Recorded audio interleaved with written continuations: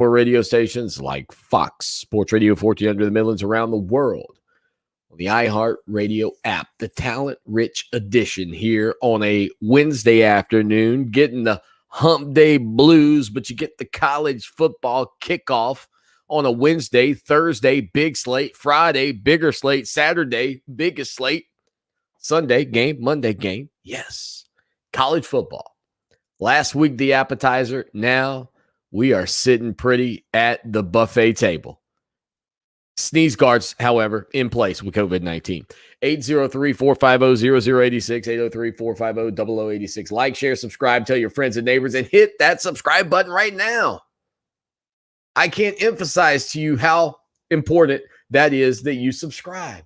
In addition, you continue to help us grow, but you also, if we put out some stuff when we're not planning on being here from 4 until 6 o'clock, you'll get all of that jazz as well. And the numbers continue to grow. You guys continue to astound me. Thank you for punching that subscribe button. We also break it up into little sniglets, if you will, little short takes for you, just to talk about some of the things that we've gotten into here. Snippets, sniglets, whatever you want to call them. All I can tell you is that we do drop them down for you each and every afternoon right after the program hits the airwaves. Up 144 new subscribers. Unbelievable. And I told you, I think we can get to 500 by kickoff of Clemson in Georgia this week. And I definitely want to be at 1,000 by the 6th game of the year. But let's go for more. Let's go for the gusto. Let's get after it. Can we hit 500 though before the weekend? We can if you hit that subscribe right now. Go ahead, punch it. Do it. There you go. 408 now in the house. 803-450-0086. Text line, phone line.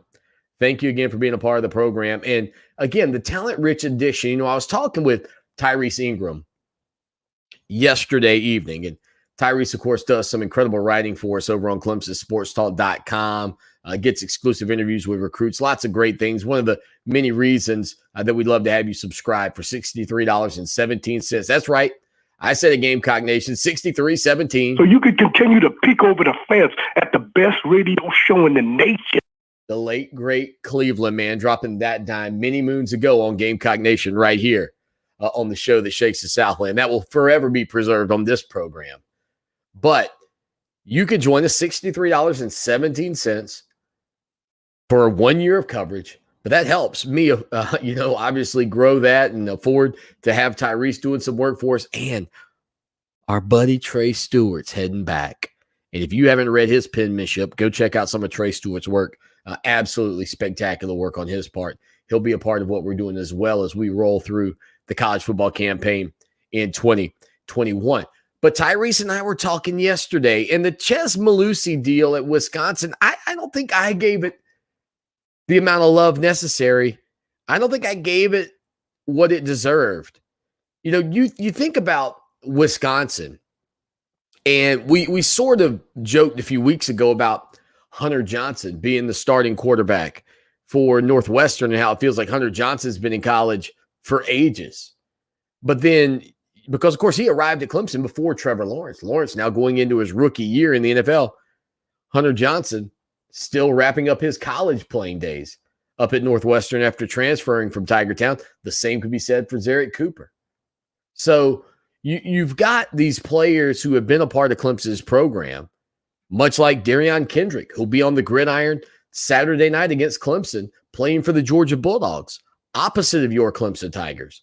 And right now, not only is he the starter for the Georgia Bulldogs, or a projected starter again with COVID, who knows what's going to be on game day. But the projected starter right now, one of them for the Georgia Bulldogs, is Darion Kendrick, a former Clemson Tiger. You know, you look down at the Bayou, and I haven't seen any recent depth charts with Mike Jones Jr., but probably safe to assume that Jones Jr. is going to compete for playing time on the Bayou. And so you start to bounce around the country, and you start to see these former Clemson players who are elsewhere. But the story of Chez Mellusi, to me, might be the most intriguing. And what brought this to my attention was when Tyrese and I were talking, and he said, you know, not only did Malusi earn that starting spot at Wisconsin.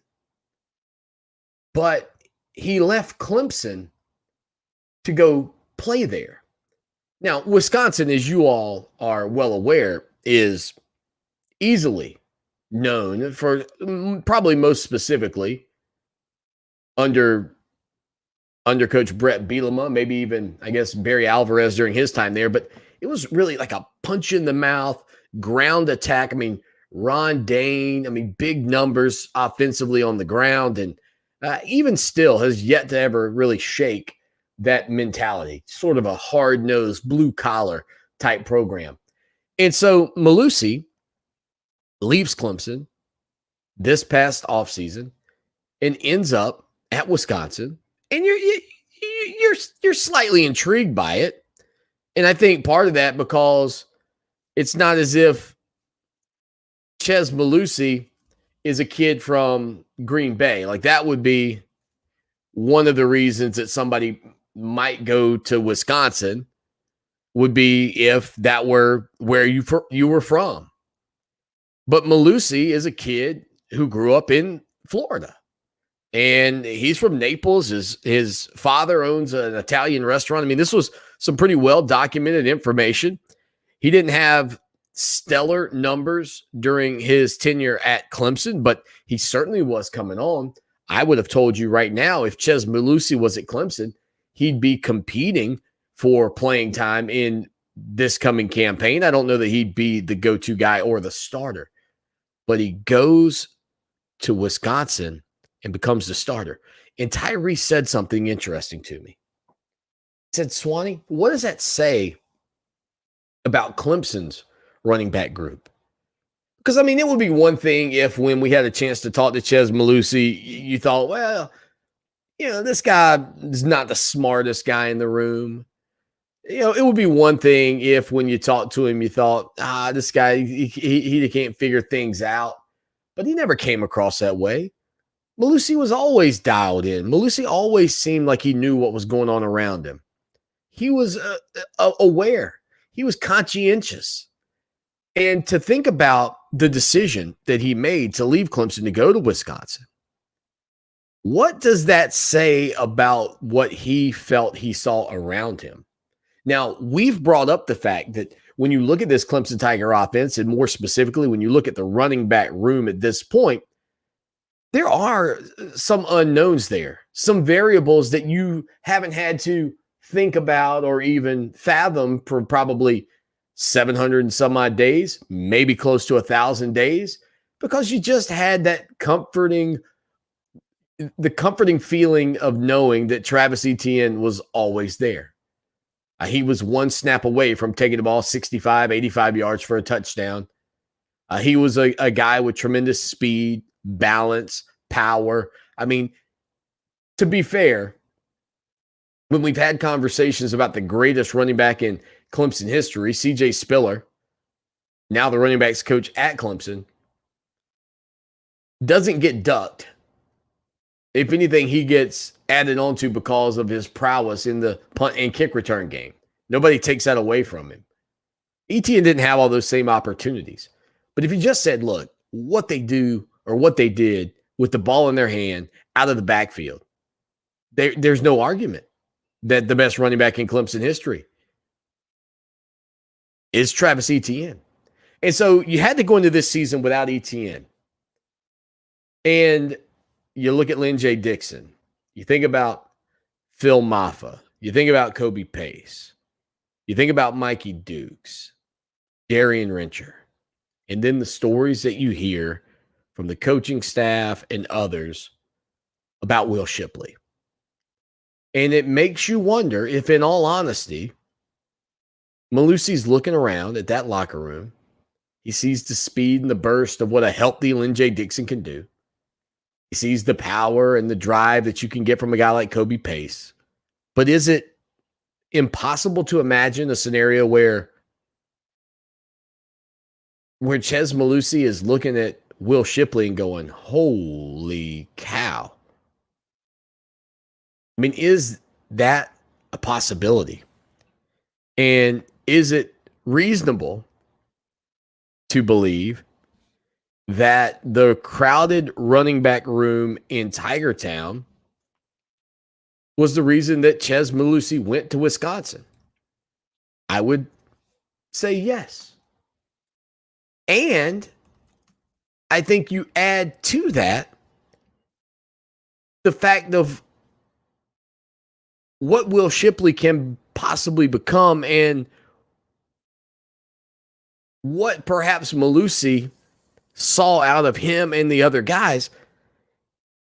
Maybe my concerns about anything at running back should be lifted. And again, it's a big gap to close with Travis Etienne being gone. But if Mellusi can go and be the starter at Wisconsin, and he looked at the roster at Clemson and got out of town, I don't know. I mean, I really don't know what thought process would run you from Clemson to Wisconsin, a top 15 program, except for, holy cow, these guys are good. And then if he went to Wisconsin and he was the third stringer, then this isn't a story. You know, if Mellusi goes to Wisconsin and he can't start, it's not a story. But a starter at another Power 5 program, a starter at another top 15 program, left when he might have been the starter at Clemson. Maybe he just recognized what was going on around him. And if you're a Tiger fan, that's pretty substantial. 803-450-0086. Nick is in the penalty box. He shared the show and he subscribed. Pump up the volume. Pump up the volume. You know how I'm feeling about it, Nick. Woo! Yes. Give it to me, Nick. Appreciate it, brother. We're going to run that thing to 500 this week. We're going to get there before the Georgia game. Come on, go ahead and hit it right now. If you need, I mean, look, I can't tell you a reason not to subscribe. Would that be, did I say that right? Is that it? I can't tell you a reason not to subscribe. English. Who needs that? I'm never going to England. Yeah, that would be right. Because I can tell you plenty of reasons to subscribe. And one in which is this beautiful bald head. But that ought to make you feel good, because when Tyree said that, when he said, man, can you imagine what Clemson's running back room must look like if Mellusi can go to Wisconsin and be the starter? And if he vacates the premises? Now, I guess there's always the underlying, possibility that it wasn't about the competition and it was more so about maybe a situation with a coach or something. But if you go back and you check the notes, Mellusi just said he needed a change. Prayed about it. He said he'd love to make an impact and to be a workhorse at whatever program he lands at. And if he landed at USF with Jeff Scott, or if he landed at UAB, University of Alabama, Birmingham, and was the number one guy, I don't know that we know anything else or that we can even deduce anything about Clemson's running back room. But the fact that he is the starter,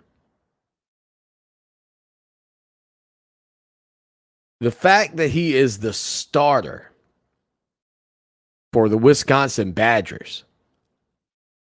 And this is not a 40th ranked Wisconsin team. This is a top 15 Wisconsin ball club. Linda's also in the house today. Hello, Linda. Our buddy Kyle, the Honey King of the Upstate, joins the program today. Kyle wants to know when I'm hanging up the sign. You say, what sign, Swanny? What sign? Here's the thing. I probably should poll you guys, because I asked the wife yesterday about whether or not I should repaint the room, the studio. So here's the sign, man. The sign is bad to the bone, in my opinion. And look at that. Look at the logo. I mean, can we just be honest about this? I mean, there are a lot of logos of sites that cover Clemson. They're out there. Yeah, I'm talking about you, TigerNet. You hear me. Can we just talk about the logo, though, for a moment? I mean, if Clemson didn't have a paw, if the paw had never been invented, how could you argue against our Tiger head at ClemsonSportsTalk.com? And there are several different renditions of this tiger that I have as well. You know, I got the full body too. I actually thought about getting the full body for the wall. So that's one of the things that, you know, for me, that I really love about this job. Look at, oh, there it is. Oh, it's on the chest too. Look at that. Just a sweet looking logo.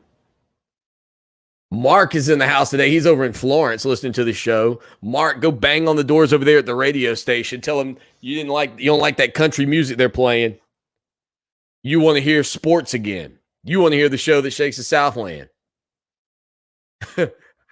Mark wants me to put this thing up right now. Right now. Curry wants to know about Tyler Davis rumors. And so this goes back to some stuff that I think people have been seeing on social media about the potential issues with maybe COVID-19 inside the program that, again, are probably going to continue to crop up. I have not seen nor heard anything from Clemson on that front, and nobody that I've talked to has said anything about it. But look, if it is at this point, we've seen these hurdles before. We know what you're up against with COVID-19. And again, because of the vaccination levels that Clemson's got in place, not everybody has to be tested all the time and things like that, but not everybody is vaccinated either. So look, if it were to turn out that a player or somebody's got COVID-19, you shouldn't be shocked. I mean, it's not like you're like, what? How could this happen? I mean, like I've said all along, man, you get this thing grabbing a can of green beans at the grocery store. And even worse now, you can get it walking past somebody who's grabbing their green beans at the grocery store. So again, I don't have anything to confirm that, but I have seen several people talking about the potential that there could be players out. But as Dabo Swanny said yesterday, they're just going to continue on with doing things the way they've done it all along, which is essentially they're just going to go with who they've got, and they're going to update us when they get there. So I don't think we'll hear anything official out of Clemson. When I say official, until we get that roster from Ross Taylor just a couple hours before kickoff this Saturday. 803-450-0086. Linda, you're going into the penalty box. She shared the show with a potential 62,000 Tiger fans over on Facebook. Thank you, Linda. Appreciate you doing that. I appreciate everybody